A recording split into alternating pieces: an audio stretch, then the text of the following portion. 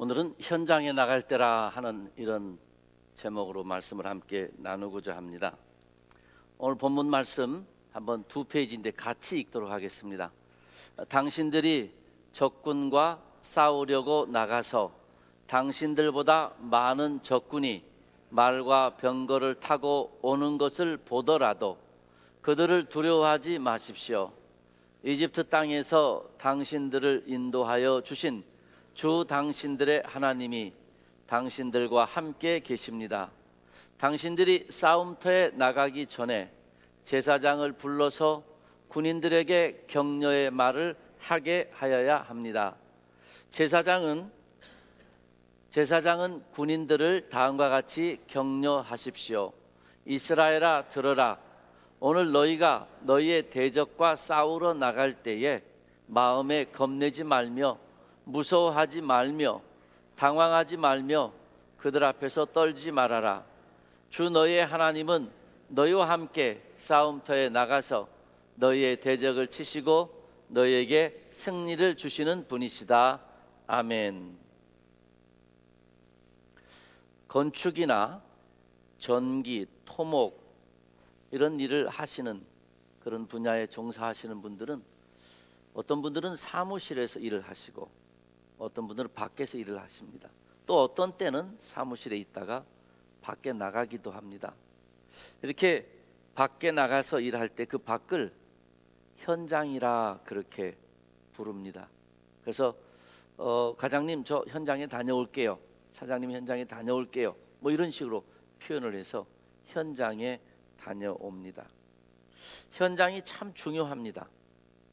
어떤 건축을 하는데 시공을 하는데 설계가 아무리 잘 되었어도 세계 제일의 설계가 되었어도 현장에서 시공이 잘못되면 그 설계는 빛이 나지 않습니다. 전체가 잘못된 것이 되고 맙니다. 그래서 설계도 잘 해야 되지만 그 설계에 따라서 시공도 잘 해야 됩니다. 전쟁에 있어서는 전술을 배웁니다. 훈련장에서 혹은 교실에서 전술을 배우고 그다음에 밖에 나가서 전쟁을 합니다. 그 전쟁하는 자리를 우리는 전장이라 그럽니다. 전쟁하는 자리, 전장 그렇습니다. 훈련소에서 아무리 잘 배웠어도 1등 사병이 되었어도 특등 사병이 되었어도 전장에 있어서 싸움을 잘 못하거나 두려움이 생기면 훈련소에서 잘 배운 것이 무용지물이 되고 맙니다. 그래서 전장이 중요합니다. 이처럼 모든 일에 현장이 참 중요한데 인생과 신앙도 그렇습니다. 인생과 신앙에 있어도 우리는 교실과 교회에서 신앙을 배우고 인생을 배웁니다. 그리고 이것이 현장에서 잘 나타나야 됩니다. 설계가 잘 되었는데 시공이 잘못되면 전체가 빛이 안 나는 것처럼 교회에서 신앙을 잘 배워도 우리의 삶의 현장에서 그 신앙이 잘 표현이 안 되면 우리가 교실에서 교회에서 배운 것이 빛이 나지 않습니다. 우리의 신앙을 자칫 잘못하면 우리의 신앙은 교회형 신앙이 되고 맙니다. 교회형 신앙, 교회에서만 빛이 나는 신앙, 교회에서만 은혜가 되는 신앙, 교회에서만 통하는 신앙, 현장형 신앙이 돼야 되거든요. 현장이라고 하면 우리의 삶의 일상의 모든 영역입니다. 아내와 남편의 관계가 우리 신앙의 현장입니다. 자녀 양육, 비즈니스, 친구들, 대인관계 모든 영역이 우리의 신앙의 현장입니다. 교회에서는 신앙을 훈련받습니다. 말씀과 찬양과 기도 가운데 훈련을 받고 예배도 드리고 성경 공부도 하고 목장도 모이고 훈련을 받습니다. 그리고 그 훈련 받은 것이 우리의 현장에서 적용되어지고 빛이 되어야 됩니다. 근데 이상하게 우리가 약한 부분이 있어서 교회형 신앙으로 현장형 신앙으로 발전되지 못하고 교회형 신앙으로, 교회에서는 너무 좋아요. 교회에서는 너무 은혜가 되고 깨달음도 많고 이렇게 믿어야지, 이렇게 살아야지 하는데, 가정의 현장, 일터의 현장, 대인관계의 현장, 돈 쓰는 우리의 영역, 이런 현장에만 나가기만 하면 교회 신앙이 맥을 못 추는 거예요. 우리의 신앙이 맥을 못 춰요. 적용이 너무 어려워져요. 교회형 신앙, 현장형 신앙. 우리는 현장형 신앙으로 발전되어야 합니다. 장소만 신앙이 아니라 오늘 금년의 첫 주일 아침인데 1년이라는 시간의 현장으로 우리가 출발합니다.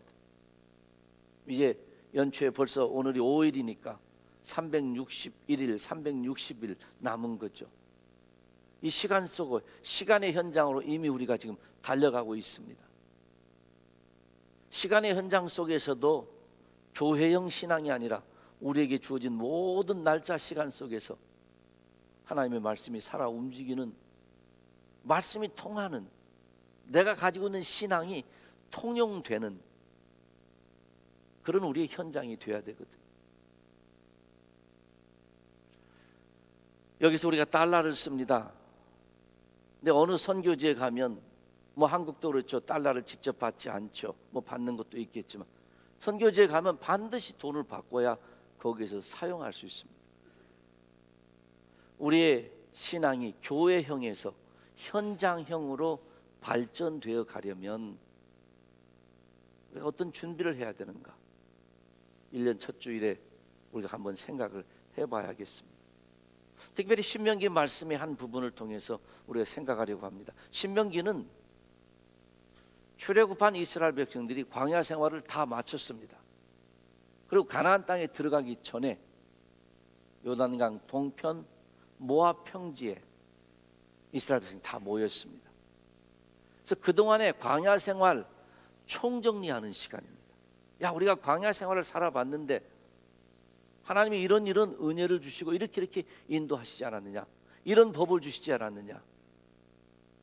그래서 신명기 5장의 10계명으로부터 시작해서 신명기 28장까지 하나님이 그동안에 말씀하신 모든 말씀들을 다 거기에 정리해 놓습니다. 지나간 것의 정리가 아니라 앞으로 가나안 땅을 들어가면서 무엇을 붙잡고 어떤 원리로 살아가야 될 것인지에 대한 정리인 거죠. 그 중에 오늘 출애굽기 20장은 전쟁에 대한 내용입니다. 그러니까 신명기 5장부터 신명기 28장까지에 있는 여러 말씀들은 다양합니다. 하나님과의 직접적인 관계, 옆집 이웃과의 관계, 재물을 파손했으면 어떻게 할 것인가, 다양한 법을 주시는데 그 중에 하나, 전쟁이 일어나면 전쟁 때 어떻게 할 것인가. 전쟁조차도 하나님의 법을 따라 살아가는 겁니다. 그러니 전장에 나가는 군인들, 진군하여서 나가는 이 군인들이 하나님께 받은 말씀을 우리도 1년이라는 우리 신앙의 현장, 시간의 현장 속으로 출발하면서 이 정도는 기억하고 이 정도는 준비해야 되겠다 하는 몇 가지를 함께 생각해 보고자 합니다. 한번 같이 읽습니다. 시작. 인생은 예상 밖의 일이 생긴다. 맞습니까? 예. 예상 밖의 일이 날마다 생깁니다. 내 계획대로 되지 않습니다. 뭐 어쩌다가 큰 일도 생기고 작은 일도, 차 타고 몇 시에 어디까지 가야 되는데 그 작은 일조차도 때로는 일이 생겨서 길이 막혀서 가다가 보니까 자동차 사고가 나서 늦어지기도 합니다. 예상할 수 없는 일들이 우리 삶 가운데 나타납니다. 오늘 본문에 그랬습니다. 당신들이 적군과 싸우려고 나가서 당신보다 많은 적군이 말과 병거를 타고 오는 것을 보면, 전쟁에 나가는데 전쟁에 나가면서 지려고 나가는 사람이 어디 있겠습니까? 다 준비해서 군인도 준비하고 전술도 준비하고 무기도 준비하고 쫙 나갔어요. 나가서 보니까 우리보다 많은 거예요. 우리보다 숫자가 훨씬 많고 우리보다 생각지 못한 무기를 가져오고, 요즘식으로 비유하자면 소총 들고 나갔는데 저쪽이 대포를 가지고 온 거예요. 이쪽이 2만 명 나갔는데 저쪽이 10만 명이 온 거예요.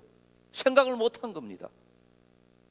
갑작스러운 일이 생기고, 만약에 우리가 2만밖에 없는데 저쪽이 10만이었다 미리 알면 전쟁 안 하죠. 우리는 소총밖에 없는데 저쪽에 대포가 있다, 전쟁 안 하죠. 그걸 모르고 지금 싸우려고 나갔습니다. 근데 생각지 못한 일이 생긴 거예요. 훨씬 많은 적군이 말과 병거를 타고 수없이 밀려오는 거예요. 사랑하는 성도 여러분, 금년에 사시면서도 꼭 기억하셔야 되는 것은 생각하지 못한 일이 일어난다는 거 미리 아셔야 됩니다. 공부 잘하는 사람이 시험을 망치는 경우 생깁니다. 잘 되던 비즈니스가 갑자기 이상한 일도 생길 수 있습니다. 부부 사이가 참 좋았는데 아주 작은 일 하나로 금이 가가지고 대화를 안 하는 시간이 길어질 수도 있습니다. 생각지도 못했던 일이 생겨나서 답답한 일이 생기고 암담하고 막막하고 억울하고 그런 일이 생길 수 있습니다. 그런 일이 생길 수 있다는 건 뭡니까? 1년을 계획하면서 1년 동안 1년의 시간의 현장으로 출장을 나가면서 출근하면서 우리 마음속에 내 생각대로 안 되는 것이 인생이다, 내 마음대로 안 되는 것이 금년 한 해 삶이니까, 그러니까 어떻게 해야 됩니까? 준비해야죠. 기도로 준비해야 됩니다. 기도로 준비하고 무슨 일이 생길 수 있다는 것을 항상 조심스럽게, 내 마음대로 살아서 안 되고요, 마구잡이로 살아서 안 되고요, 무슨 일이 생길 수 있다는, 잘 될 때에도 어려울 때에도 내가 생각지 않은 일이 생길 수 있다. 어려운데 생각지 않은 큰 좋은 일이 생겨서 갑자기 어려움이 회복될 수도 있고요, 한참 좋은데 갑자기 어려운 일, 생각지도 못한 일이 있어서 힘들어질 수도 있고요. 무슨 일일지는 모르지만 내가 생각하지 못한 일들이 생길 수 있다. 이 사실을 인정하고 출발을 해야 됩니다. 이 사실을 인정하고 출발하니까 기도하고 출발할 수밖에 없습니다. 기도하지 않고 시작할 수 없습니다. 내가 뻔히 아는 길도 기도하고 가는 법인데 알 수 없는 일들이 생겨나는데, 전도서 7장에 보면은 13절 14절에 그런 말씀이 있습니다. 하나님께서 우리에게 곤고한 날과 형통한 날을 병행해서 주셨다는 거예요. 형통한 날만 주시면 얼마나 좋습니까? 목사인 저도 사랑하는 성도들을 위해서 기도할 때는 신앙적으로 성경적으로 곤고한 날이 있고 예상치 못한 날이 있다는 거 알면서도 기도의 내용은 하나님 좋은 날만 주세요, 하나님 형통한 날만 주세요, 건강한 날만 주세요, 그렇게 기도하죠. 근데 성경에 보니까 하나님이 주신 게 곤고한 날과 형통한 날을 병행해서 주셨는데, 형통한 날에는 기뻐하라는 거예요. 그리고 곤고한 날에는, 힘든 날에는 자기를 돌아봐 생각하라는 거예요.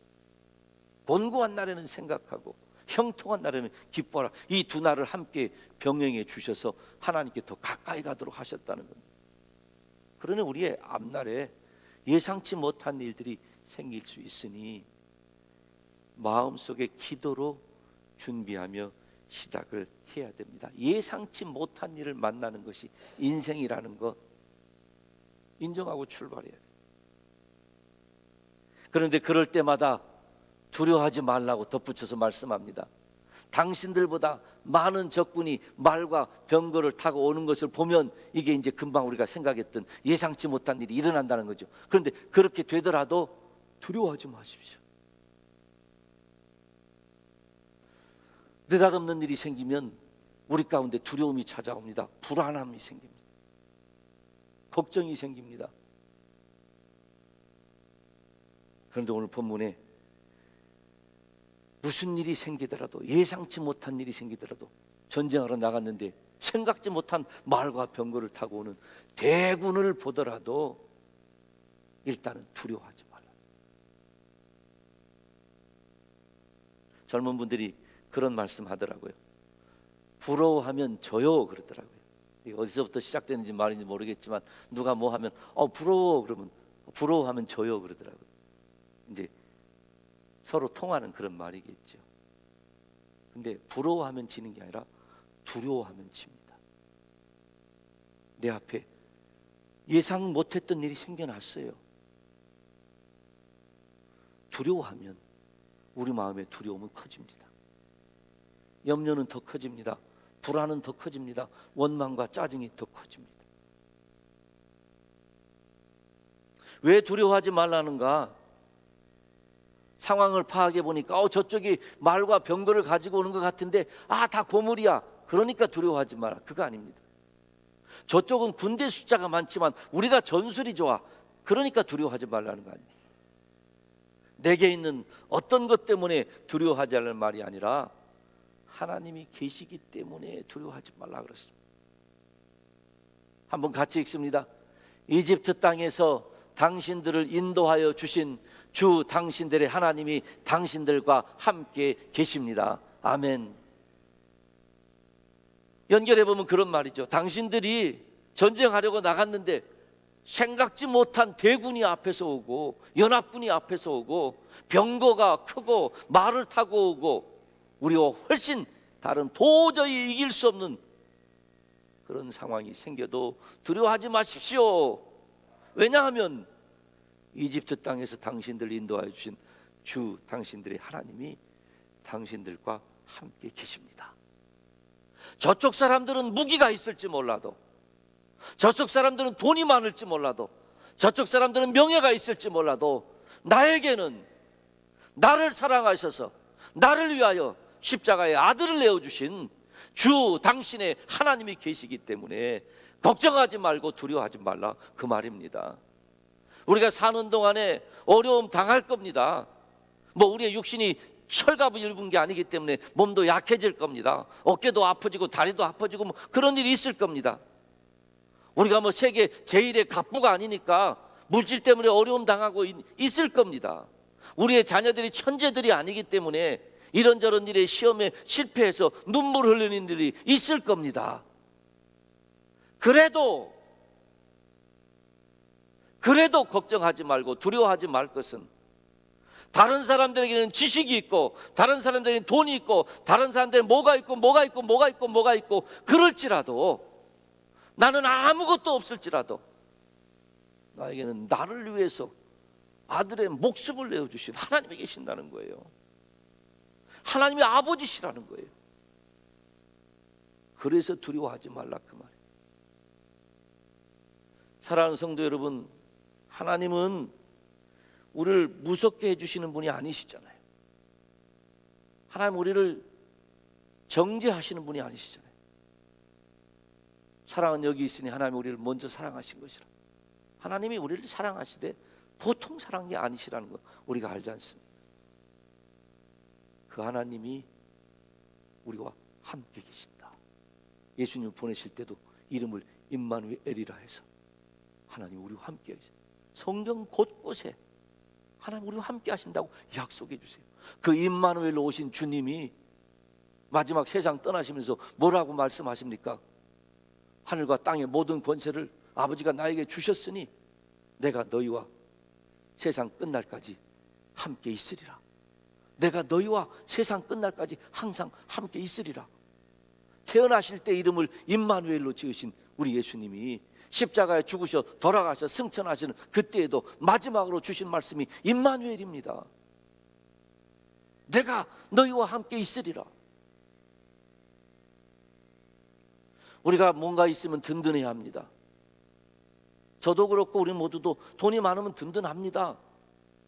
든든합니다. 건강히 하면 든든합니다. 아픈 것보다 건강하면 든든합니다. 자식이 잘 돼갖고 성공하면 든든합니다. 높은 사람, 권력 있는 사람 잘 알고 있으면 든든합니다. 그런데 그것들은요, 있다가 없어지면 든든함이 무너집니다.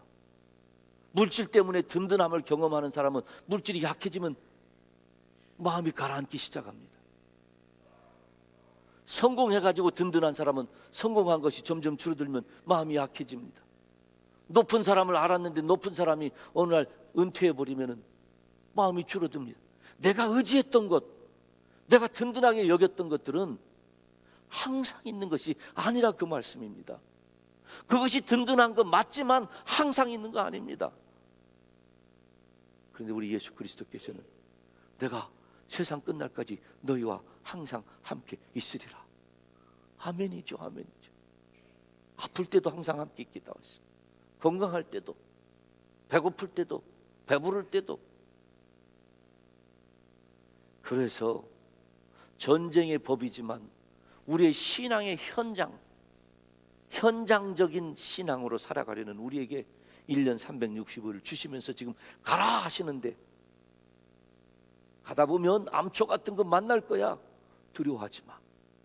내가 너와 함께 있어. 그 말씀해 주시는 겁니다.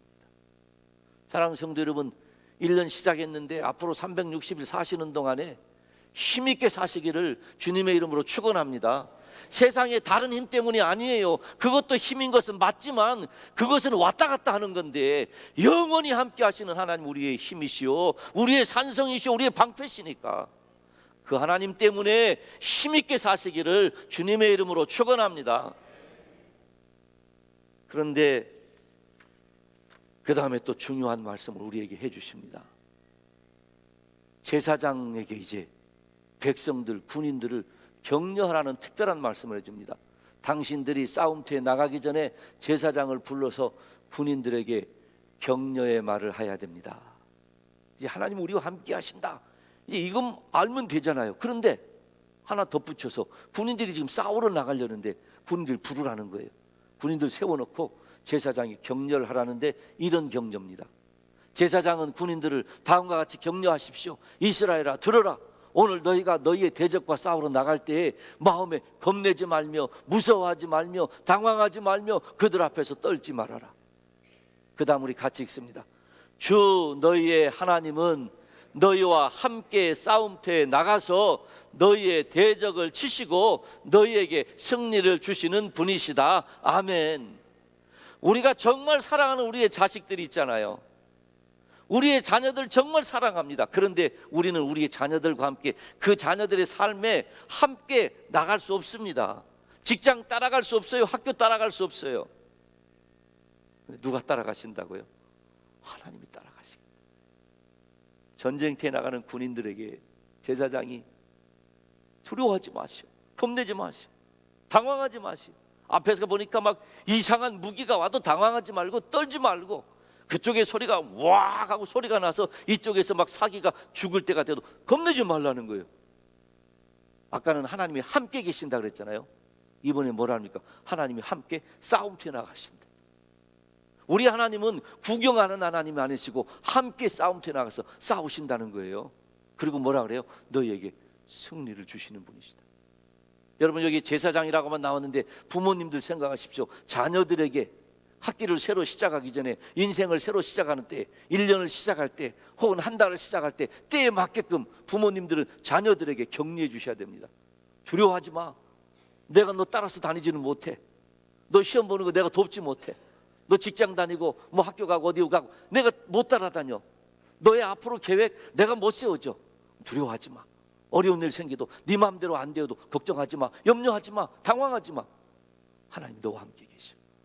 하나님 너와 함께 계셔서 하나님 네 앞길을 인도하시고 너와 함께 싸우시고 너를 이끌어 주실 거야. 두려워하지 마. 누구의 몫입니까? 부모가 해야 되는 거야. 목자 목녀들은 목장 식구들을 위해서, 목사는 성도들을 위해서, 또 어른들은 나이가 젊은 분을 위해서, 신앙이 세월이 긴 분은 신앙생활이 약한 분을 위해서. 그러다 보니까 뭡니까? 우리는 서로 격려하는 겁니다. 우리는 서로 지금 내가 조금 아직 암초를 못 만나서 평안한 중에 있으면 암초 만난 분에게 걱정하지 마세요. 나도 그거 다 경험했습니다. 걱정하지 마세요. 두려워하지 마세요. 하나님 함께 계십니다. 그냥 함께만 있는 분이 아니라 하나님이 함께 싸우십니다. 요즘 우리말로 하면 하나님이 함께 고통당하시고 함께 배고프시고 함께 우리와 아파하시고 하나님이 함께 하십니다. 걱정하지 마십시오. 서로가 서로를 격려해주고 응원해 줘야 됩니다. 여러분, 이 응원은 대단한 힘이 있습니다. 선수들이 무슨 게임을 하든지 게임을 할 때 부모님들이 와 있으면 다릅니다. 부모님들이 와가지고 박수 쳐주고 아들, 딸 이름 불러주면서 응원해 주면은 힘이 더 납니다. 자기의 실력을 출중하게 더 발휘할 수 있습니다. 하나님이 함께 계시기 때문에 두려워하지 않고 우리는 서로 응원해 주기 때문에 힘을 낼 수 있는 겁니다.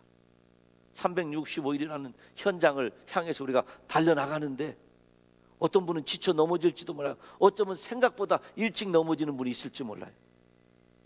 격려해 줘야 됩니다. 일어나세요. 같이 갑시다.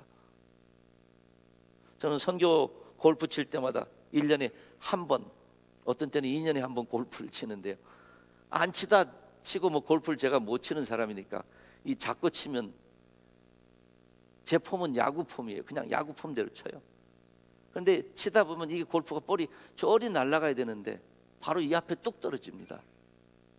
못 치는 줄 알지만 같이 친 분들한테 너무 미안해요. 근데 그때 같이 치선 분들이 목사님 한 번 더 치세요 그러는 거예요.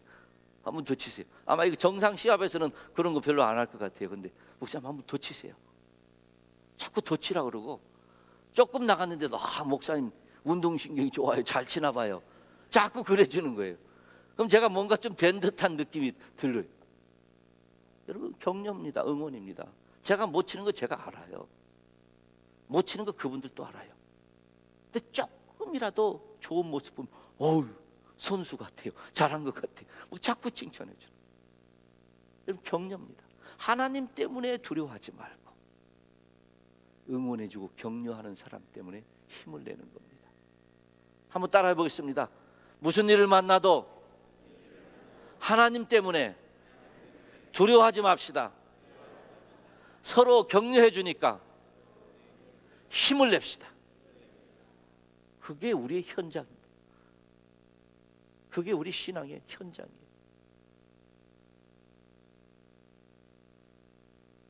그런데 더 놀라운 말씀이 나타납니다.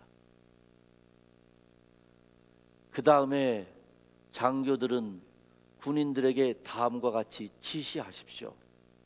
너희 가운데 집을 짓고 준공식을 하지 못한 사람이 있으면 누구든지 집으로 돌아가거라, 돌려보내라는 뜻입니다.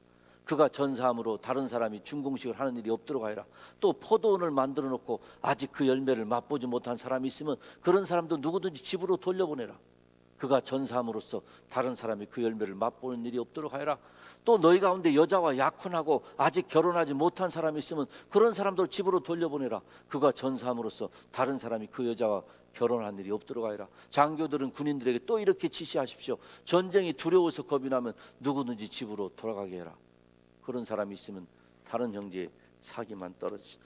아니, 이 말씀이 처음에 지금 출발할 때 그랬잖아요. 지금 싸우려고 나갔어요. 그런데 우리보다 훨씬 숫자가 많고 훨씬 말도 많고 병거도 많은, 도저히 대적할 수 없는 군인들을 만나서 지금 전쟁하는 중인데 두려워하지 마라. 하나님이 함께 계신다. 하나님이 싸워주신다. 감사하죠. 오케이입니다.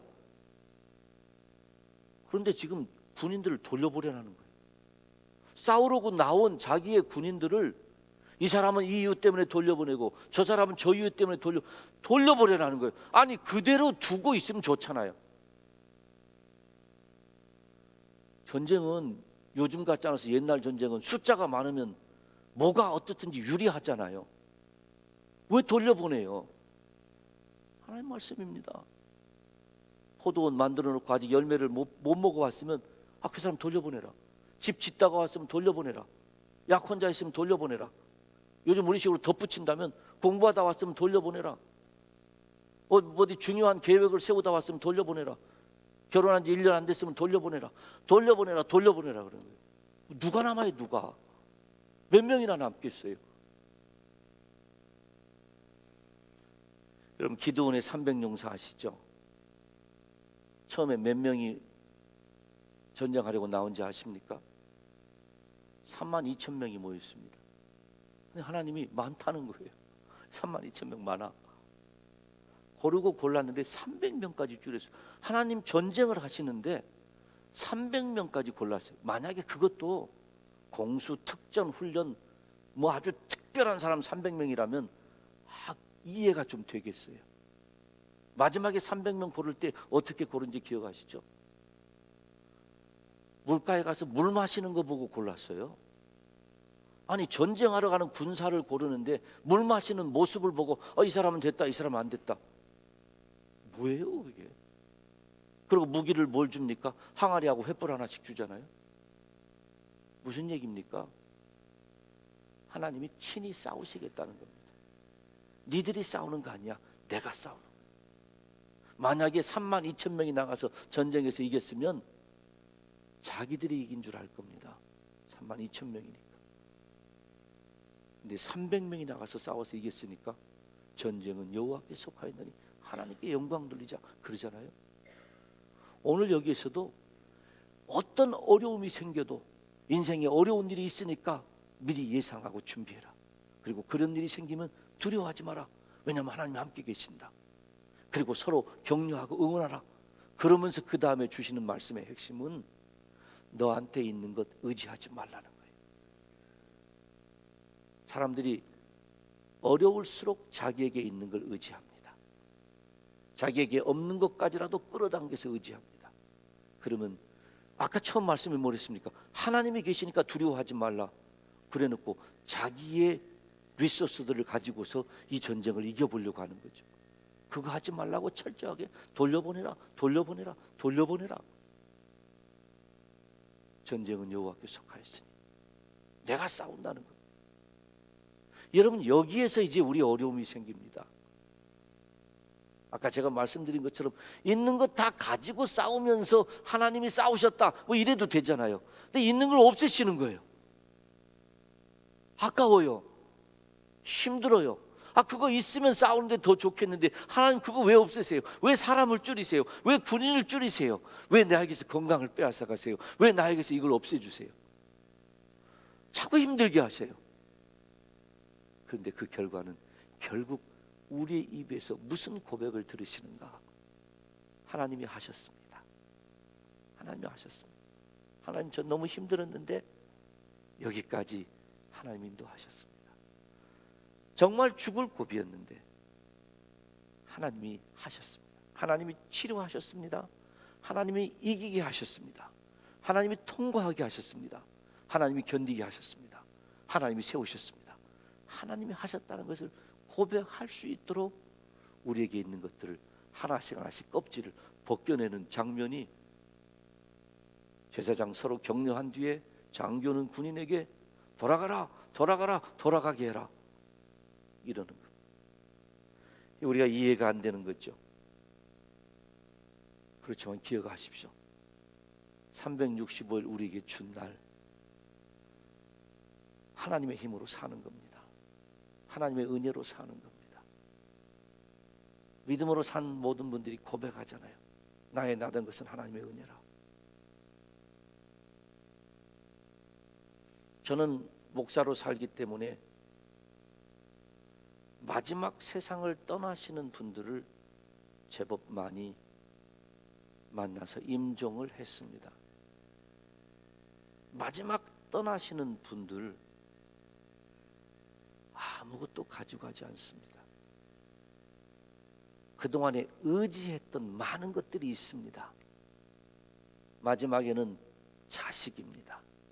자식을 의지합니다. 그런데 마지막 떠나실 때 보면 그 자식까지도 다 놓습니다.